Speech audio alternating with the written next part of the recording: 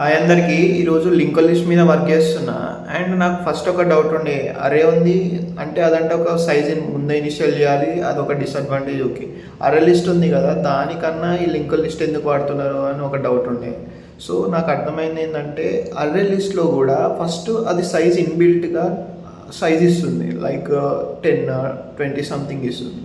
ఆ ఇచ్చిన సైజ్ కన్నా మనం నెంబర్స్ ఏమైనా ఎక్కువ ఎంటర్ చేస్తే మళ్ళీ ఇంకో కొత్త సైజ్ ఇచ్చి పాత ఎలిమెంట్స్ అన్ని ఇచ్చి పాత అడ్రస్ని డిలీట్ చేసి ఈ కొత్త అరేని మెయింటైన్ చేస్తుంది. అది మళ్ళీ టైం టేకింగ్ ప్రాసెస్ అండ్ కొంచెం అంత ఎఫెక్టివ్గా ఉండదు. సో దాన్ని ఓవర్కమ్ చేయడానికి లింక్డ్ లిస్ట్ వచ్చింది.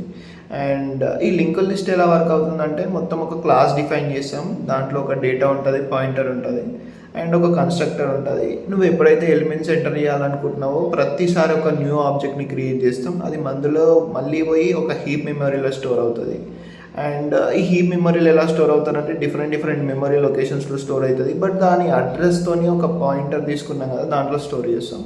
అండ్ ఇది ఎలా ఆలోచించాలంటే, లైక్ ఈ పాయింటర్స్ ఎలా వర్క్ అవుతున్నాయి, ఈ టెంప్ అనేది ఎలా పాస్ అవుతుంది, ఇవి అసలు ఎలా లింక్ అవుతున్నాయి, టెంపో హెడ్ ఇవన్నీ. అండ్ ఇవి ఫోకస్ చేస్తే కొంచెం లింక్డ్ లిస్ట్ ఈజీగా అర్థమవుతుంది. And that's it for this day.